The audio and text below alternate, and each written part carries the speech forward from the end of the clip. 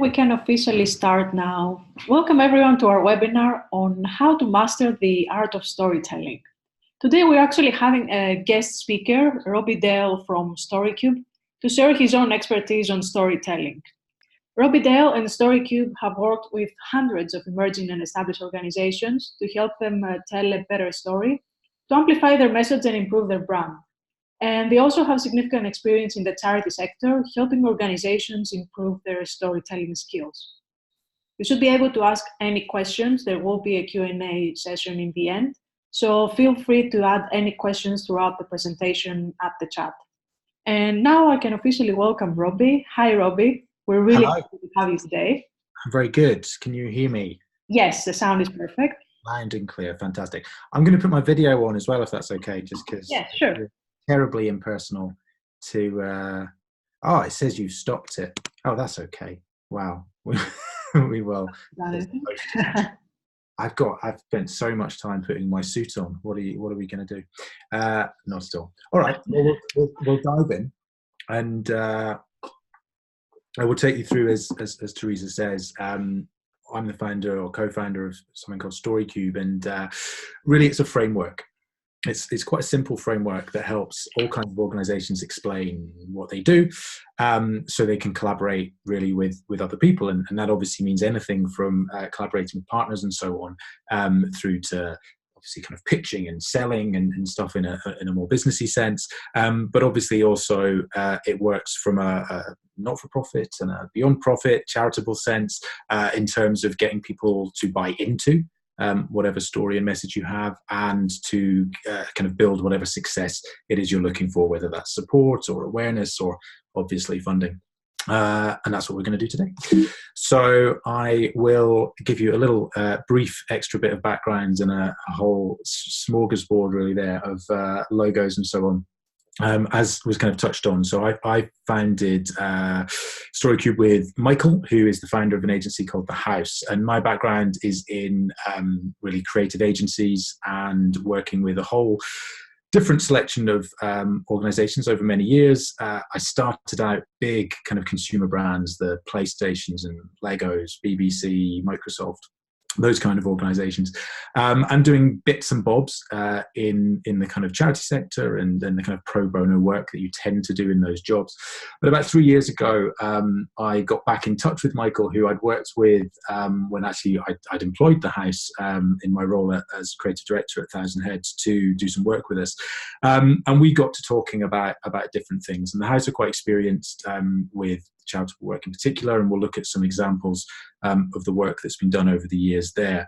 But we kind of put our heads together and posed quite a specific question, which was how can we take what we know and take what we've learned, but also take the frustrations that we have in terms of individuals and smaller organizations especially, who are struggling with resource and whether that's money or time or people, and actually give them some of the kind of myth busting that we've seen time and time again. And to be honest, don't get me wrong, huge companies need some of this as well sometimes. But it used to frustrate us that people would waste time and money and energy on not quite getting the basics right. And a little bit like a ship that's, 1 degree off course. When you get further down the line, you can really end up in a place that's not particularly helpful because it's not where you want it to be. So we did that. We put our heads together and we came up with this thing we call StoryCube, and that's what we're going to talk through. And the reason that story is the focus here is really that it sits at the foundation of lots of other things. And when you have the right story to tell, when you can clearly articulate what your organization does, who you are, why you exist, then the things that pile on top of that and ultimately leads to, well, we put a pound, a dollar sign and a euro sign there, but generally lead to money in one shape or form, but lead to whatever success it is that you are looking for, then actually you build up to the right place. And from a marketing and design point of view, they come as an example of the of kind of the translation of that story, because while obviously you can tell stories in various different ways, you're going to have to bring them to life at some point, and that's what that does. Now, there's one more thing that sits under all of this, and we're always very clear to make it, and that's hard work and good luck. And we say this for two very key reasons. Reason number one, we don't want to kind of push the idea that, you know, follow this framework and everything's going to be fantastic and everything's going to be okay. But actually, it's not that simple. Hard work will always play into it, and luck will play a part in that. Now, the fact that you're logged onto a webinar like this and taking that, I always make a clear assumption that that's no issue in terms of the work that's going on. So it's quite a nice thing to put out to any audience that's listening, really, because they're clearly making steps to make things happen. And I also believe that good luck really comes from consistent hard work. It can take longer, it can take shorter, but that's what it is. Anyway, we like to include that part because it's key. So StoryCube is at the heart, really, of whatever business you or organization or you know, sort of whatever you're trying to put out there into the world. It sits there at the heart, and it breaks down into 6 different questions. So we have motivations that we will go through in detail in a moment. Problem, the problem that you solve. The solution that is obviously used to solve that. Then connections, so the connections that you make with your audience, basically. How do you reach out to other people, and how do you make sure that they are there? How do you find them? Where are they? And so on. Differentiators. What are the wow factors on one level, but ultimately, why are you different from other options out there? So if people are using you or donating to you or you know, coming to you for advice, whatever it might be, what sets you apart? And finally, obstacles. And obstacles is an interesting one. It's not obviously something you necessarily push out there in a story. So when you say to people, you know, this is why we do what we do, and this is how we do it, and this is why we're different. Obviously, pushing in front of people why that could fail and all sort of be problematic is not ideal.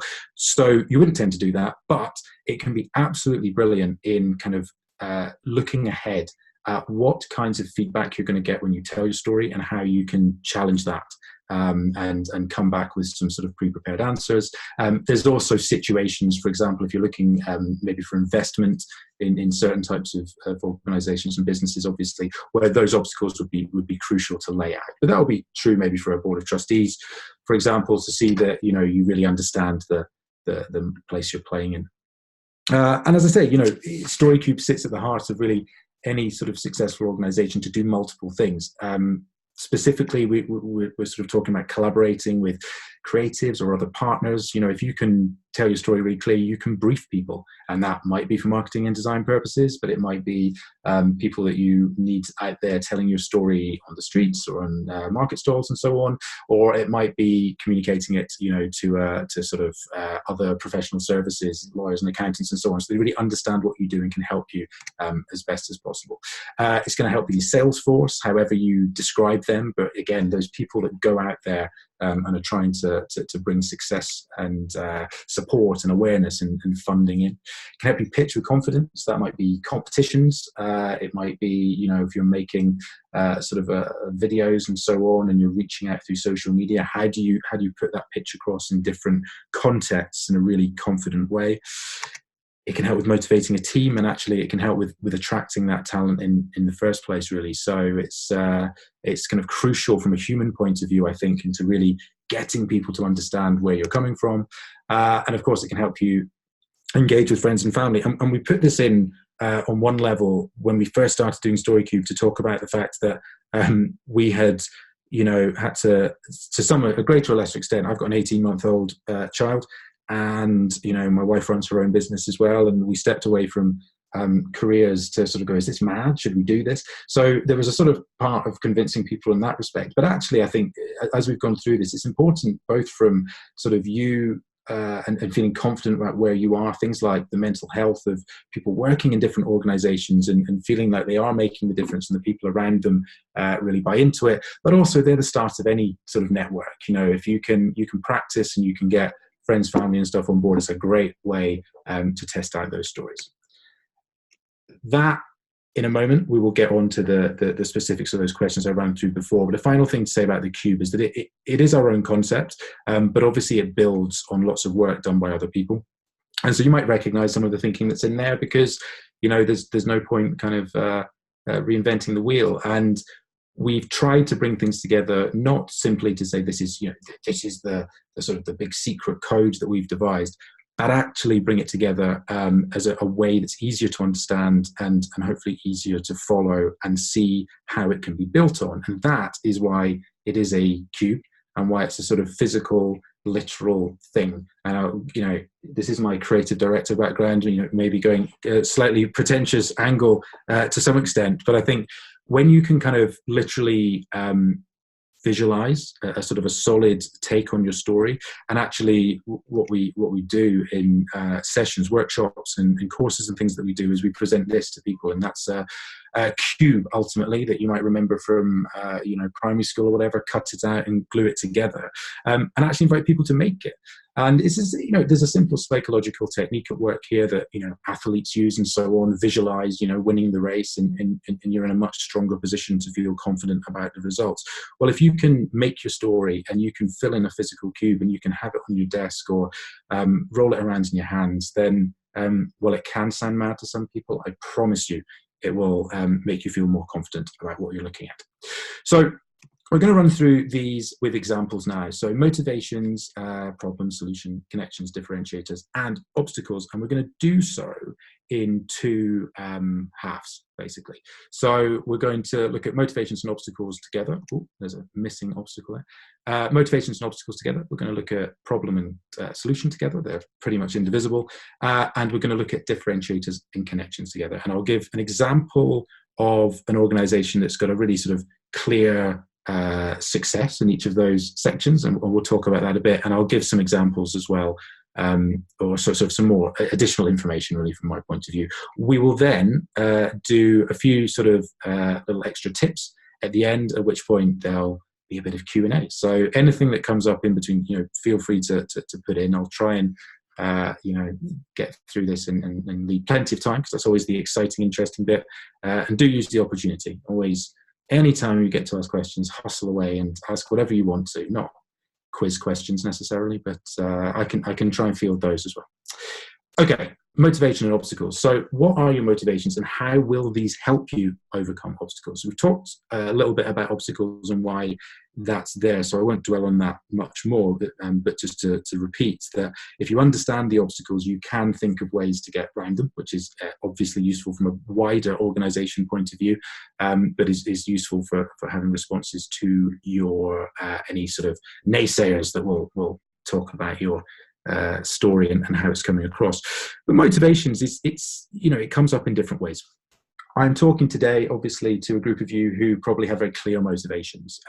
We talk to all kinds of different groups, and sometimes there's a sort of stunned silence. I don't know, I just trying to make some money, which, to be fair, is a perfectly valid thing. You've got to put food on the table for your family. But actually, when the stronger motivation you have, and that can be it's values, it's the vision you have, it's the mission you're trying to fulfill. I often think of it as a compass. When you have that clear motivation, it's a compass that guides all the decisions you make. And again, if you're a very sort of clear charity that has a very clear motivation on a situation you're trying to resolve, homelessness, for example, then that is great. It can guide those decisions to making sure that everything you do supports that. But it's true for all kinds of organizations. And I think it shouldn't only help you sort of in terms of the words you use and the story you tell, but actually the direction you take with how you recruit people, and what maybe locations you choose to go to and operate in, and all of those kind of different questions that are in the more logistical side as well. A couple of examples. So change, please. And I should say, I mean, we've chosen a few examples today that maybe people were talking about on the call, which is great. I'm not going to go too depth into this. I'm sure some of you will know these examples better than I do. But we've picked these because they really represent, I guess, an easy way for me to explain what we're talking about. There's a great quote there from the founder of Change Please that you can all read, and ultimately builds on this idea that people want coffee. That's a huge market in the UK, especially, and around the world. And people are homeless, and that's a serious problem. And they're looking for ways out of that predicament. And one way is obviously to get them into meaningful, sustainable work. And so if you combine those two, you've suddenly got a very clear motivation. I think what's really interesting about this is it's both got a motivation from the point of view of understanding that getting people out of homelessness is a real challenge that they're trying to solve. Great, that's very easy to see. But actually from the other side, in running a coffee company, because ultimately running a sustainable coffee company that's doing various things. I think they're on sale in Sainsbury's at the moment, and they do events, and they're on street vans, as you can see there. Actually, there's a real clarity on thinking, okay, we've got to sort of make this as good as it can be, and that's another motivation, to make sure that that business works. So it's really interesting, I think, in that it goes in both directions. In terms of obstacles, there's often a big one, which is reach and audience and finding people. Other examples, though, might be dealing with regulations, or competitors that are sat in exactly the same space that are sort of fighting for that support or funding or whatever it might be.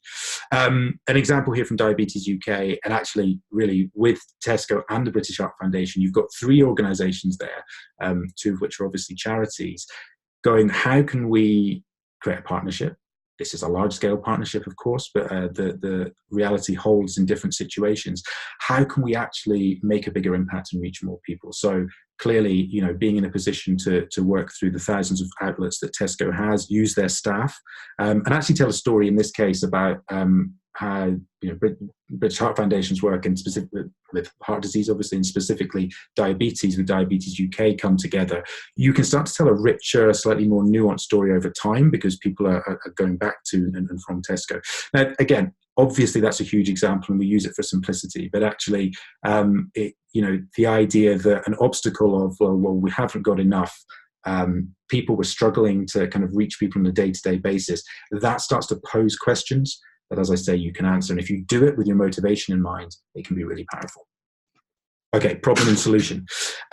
What's your audience problem and how do you solve it effectively? Now, this will be different for different kinds of organizations. And if you're running a kind of a not-for-profit that's very much like a traditional for-profit business and works in that way, very clearly you're saying, okay, people have a problem that they need solved. They need to buy, they want to buy nice, chocolate bars, and we make chocolate bars that are done in a fair trade way, and we give our profits, back to the people that make them. Fantastic.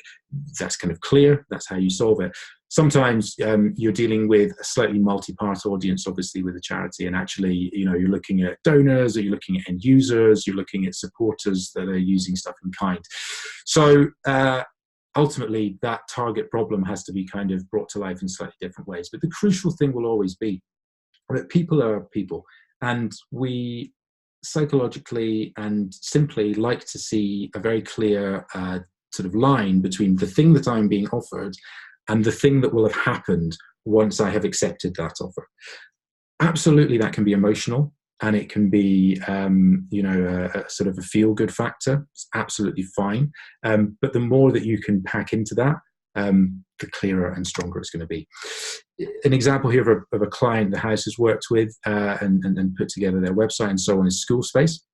And they're kind of easiest way to think about them as an Airbnb for schools. So they, I think they've been working in Oxfordshire and that sort of area since about 2011, it's quite a while, to help schools basically generate extra funds. And they kind of saw their own school under pressure and cuts to budgets and so on, all the things that are possibly being discussed as we speak by the Chancellor of the Exchequer, I don't know. But they knew that, and they knew that their school was facing closure. So that was a problem. What solution can be solved by that? Well, the solution is to use empty space halls, being sports halls and things, being an obvious space for individuals, for clubs, for societies, for local businesses to use that space. Money then goes to those schools that have the space, and of course the local community see sort of more value, I guess, in that huge building that kids go in and out of every day, and not much more. And suddenly we get back to a place where there's a really strong story of community,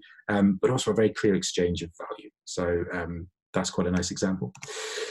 The big issue from a solution point of view was obviously a very famous example as well, but because we looked at Change Please a minute ago, and we'll now look at the big issue, these are two solutions to a problem, and the growing number of rough sleepers there in London streets was the big issue stated problem when they launched in '91. And what this is kind of, I'm trying to bring to life really for you, is that there can be multiple solutions to the same problem. And that's a good thing. Not only is it okay, it's a good thing. So how do you sort of, make sure that you are doing the end thing that you're trying to do, but doing it in a way that is going to set you apart and keep you sustainable? Because having multiple solutions that are exactly the same can be a really frustrating place to be.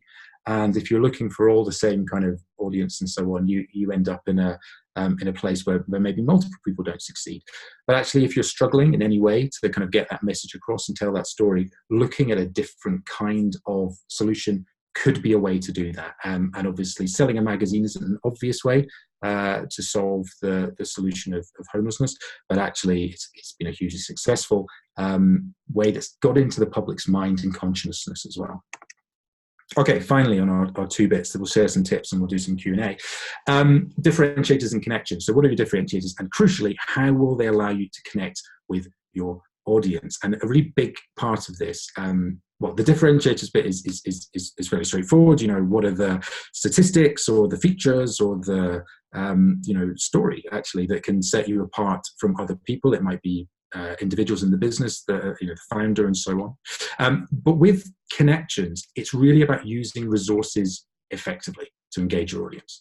So I started off this by saying that we founded StoryCube because we were frustrated that people were not necessarily, were kind of putting limited resources into the wrong places, and not maybe having the success that we thought they should easily be able to have. And actually, I've seen it with huge organizations, I've seen it with smaller organizations. Unless you understand your audience, where they are, what their motivations are themselves, what problems they kind of solve, the kind of the stuff we've already talked about, it's really hard for you to reach them, and it's really hard for you to do that in an effective way.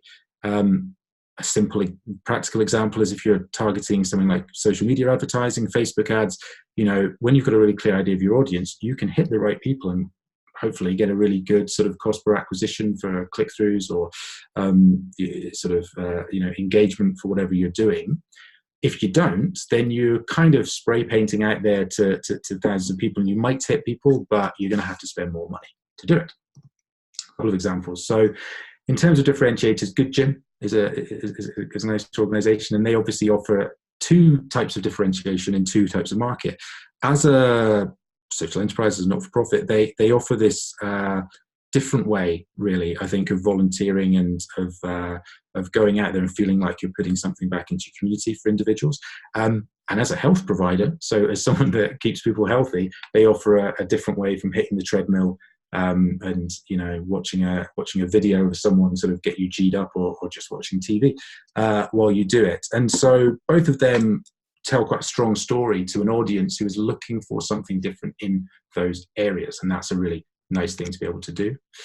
And Bellew are a social enterprise who sell bottled water to the hospitality sector and then donate those profits. And of course, what this makes very clear is that instead of selling water to anyone and really trying to fight, if you were to set up a water company today and go out there and say, we're going to be sold in Sainsbury's and Tesco and Asda and so on, and we're also going to, do it through events, and we're also going to do it through a website and so on, that's really tough. And you end up in a place where you are kind of spray painting stuff all over the place.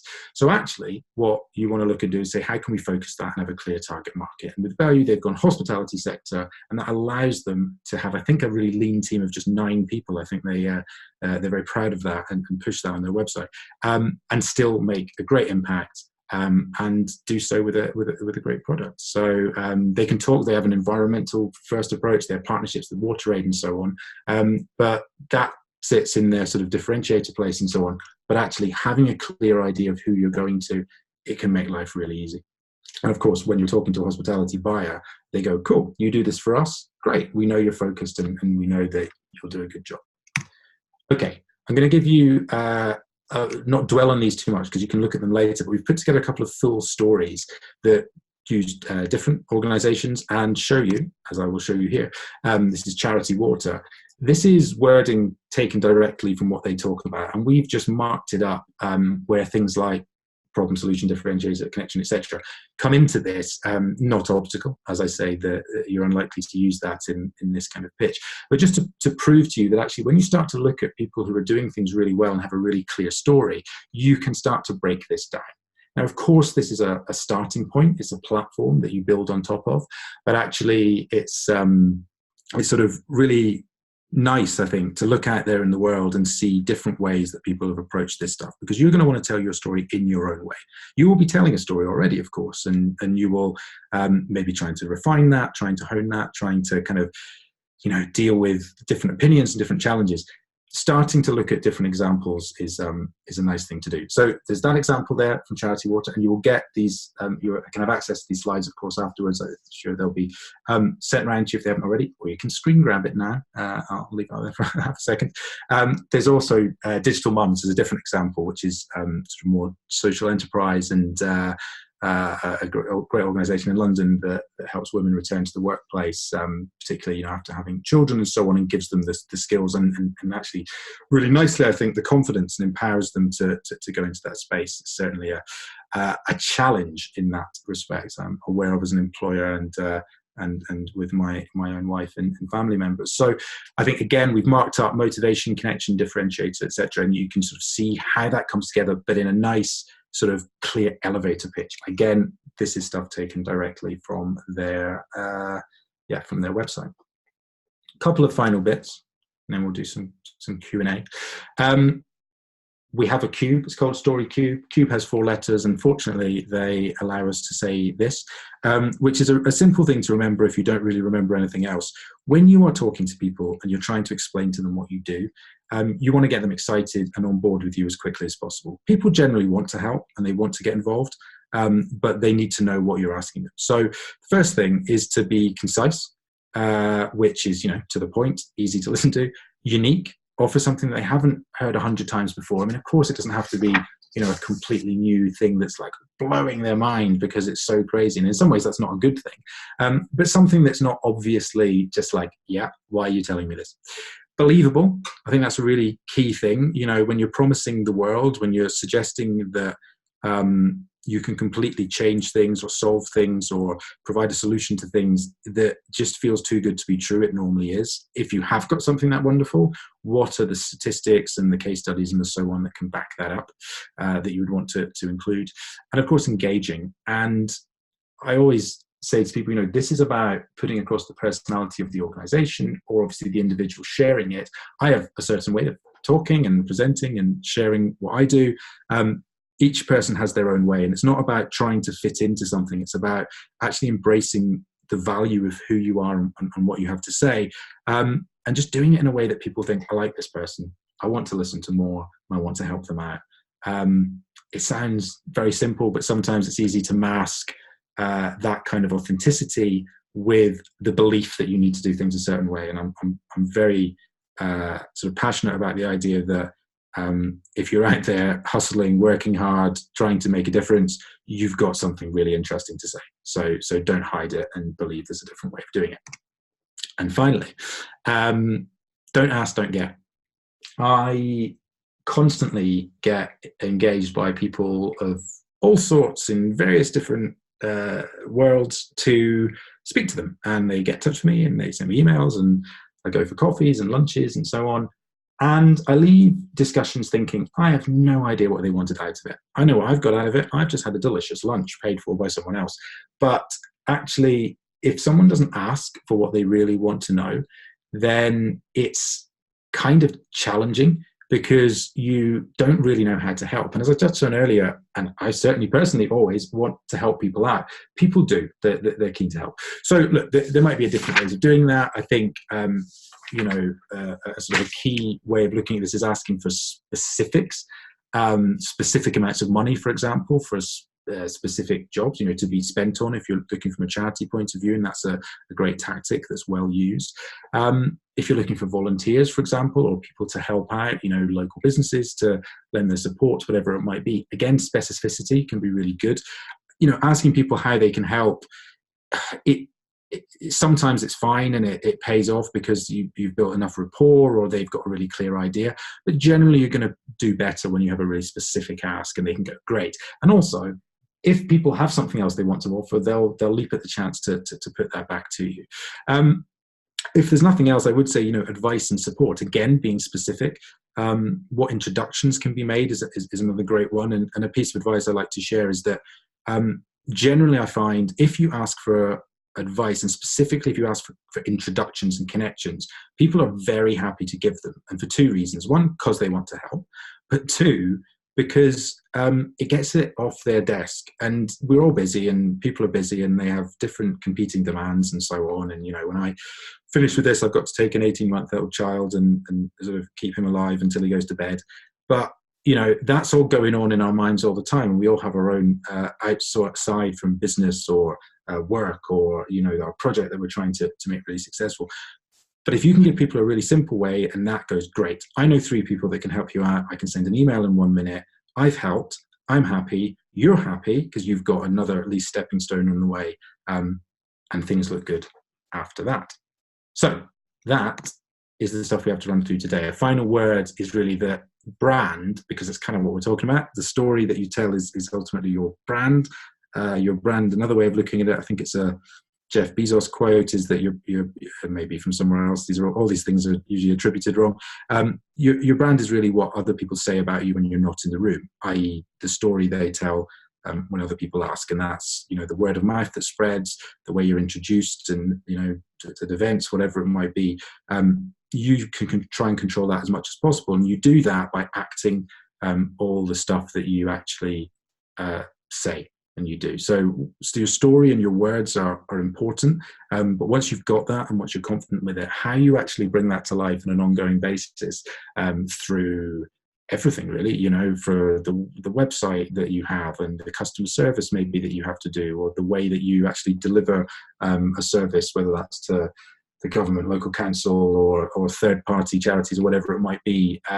Packaging, if you have a project, if you have a product of some sort, you know, the way you invoice people, or the way you send a receipt to people when they donate to you. All of those things can tell a story for you. And if you're not using all of them, then you've got some work space to work with, basically, and to improve. And that's it. I'll just say some final bits and then leave up the last little slide on the end so that you can note it down if you want. I mean, we do this stuff in a variety of different ways. And today we've obviously had a sort of a relatively quick, that's kind of a 35 minute run through of StoryCube and how it works and what it does and why we think it's of value. We have an online course that we do this with as well. We have coaching that we can provide directly to people. We do consultancy, we do workshops at the British Library through their IOP and Business Centre, which are attended by quite a lot of charities actually, and not-for-profits, which is great.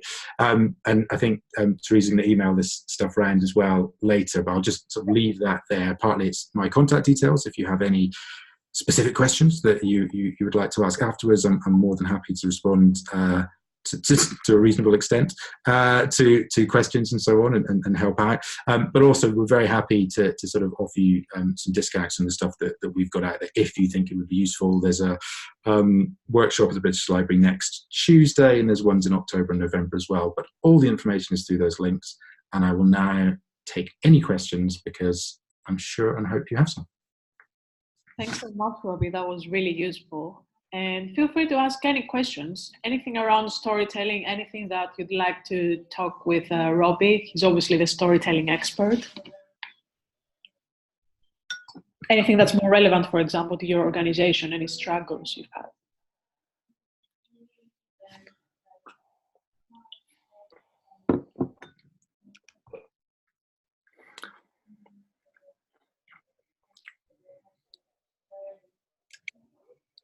Anything at all. Very happy, and if not, that's okay. As I say, my email's there as well. If you'd rather take something offline, I'm happy to respond. John says, great presentation. Well, thank you, John. It's very kind. I think it was really useful because it gives you the idea of how to start thinking of storytelling in a different approach, how to find the motivation aspect, but also making the ask more clearly. Yeah, we've got a couple of questions there I can respond to, which is great. Leaf, thanks. Yeah, sorry. Okay, so validation. So from that's a great question. I should have noticed that was on the slide and explained. So validation is basically, if you have a business or an organization of any sort, generally this is a very sort of business focused thing, you would go out there and say, we think we've got a solution to a problem, but we don't know if it's real and if it works.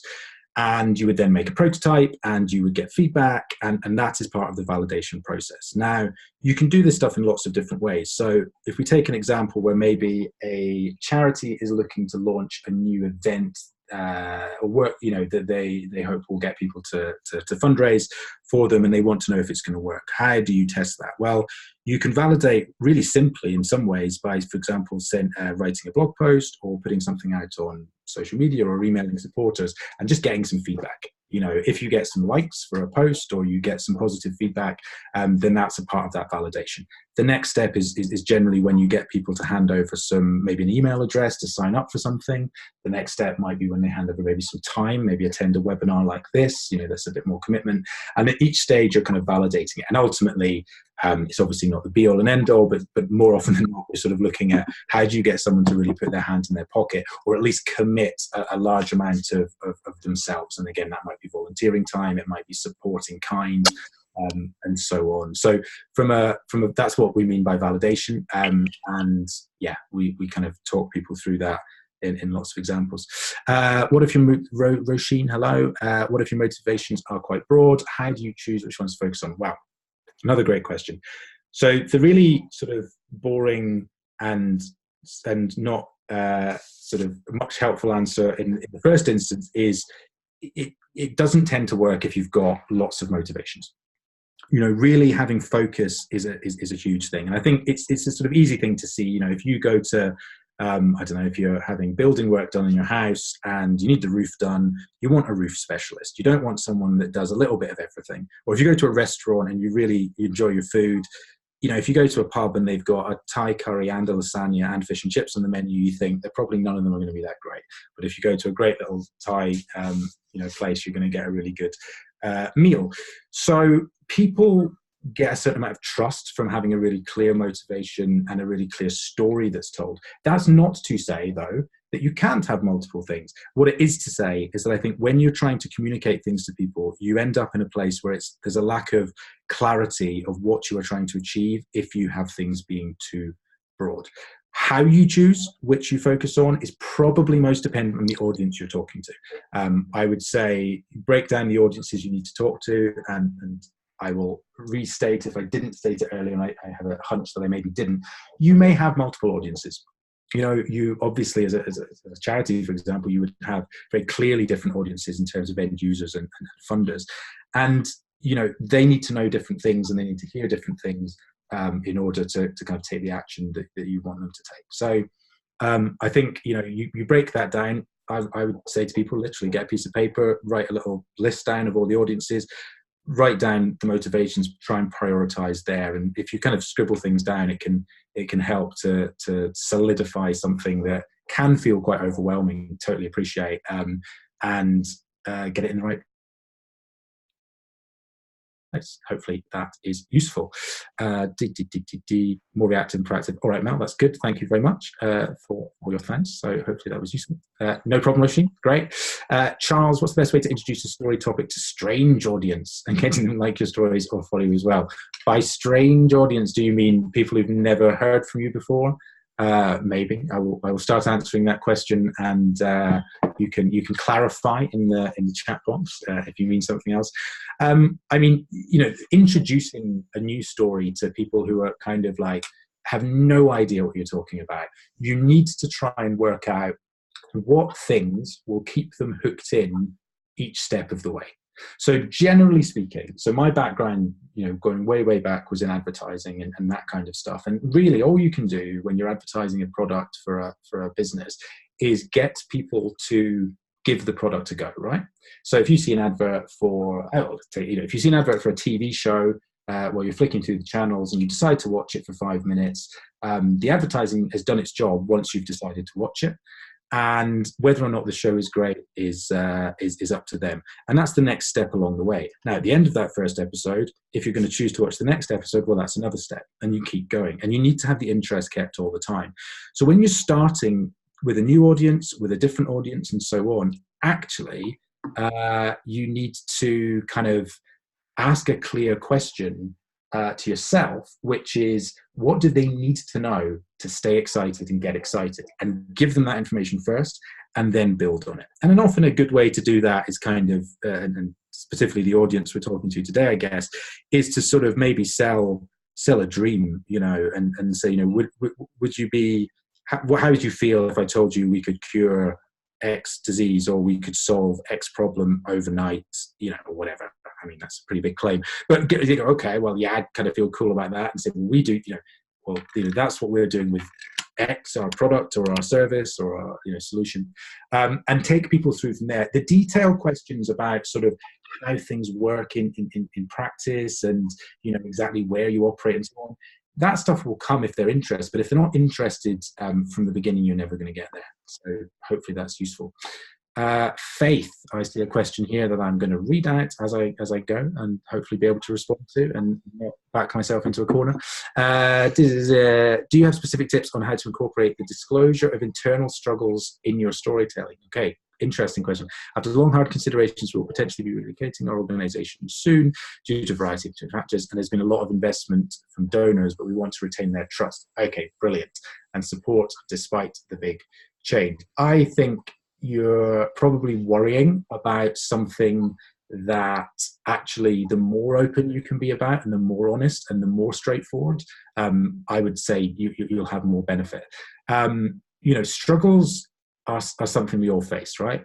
When I was a kid, I remember my mum telling me a story when she did her driving test. This will stick with you. When she did her driving test, she killed a squirrel. And so that did not cause a problem. Well, that was a problem for the squirrel. It was a big problem for the squirrel. But she still actually passed the driving test because of the way she dealt with the situation. And as such, there was no way to avoid that. It was a squirrel that ran out behind the car. But the way she dealt with the problem was what mattered. And she was able to deal with it appropriately and within the sort of boundaries of that situation. And she got her driving test. And so I think as we go through life, problems come up, and everyone who's reasonable and everyone you even want to really be dealing with understands that. And so in terms of tips, I would say be straightforward and honest. Now, what that might mean is you want to do that in certain different kinds of contexts, I guess. I don't know how many people you're talking about, obviously, and if you're talking about lots and lots and lots, you may want to choose a slightly sanitized version for an email shot, for example. If you're talking about bigger donors and you want to pick up the phone to them, I think that can be a great thing to do. Obviously speaking face to face can be really useful.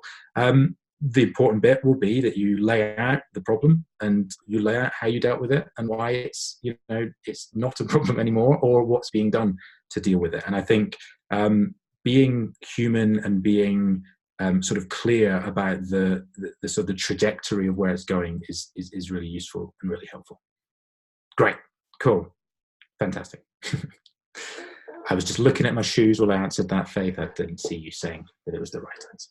Okay, is there anything else? Or if I've missed something, I don't hope I haven't.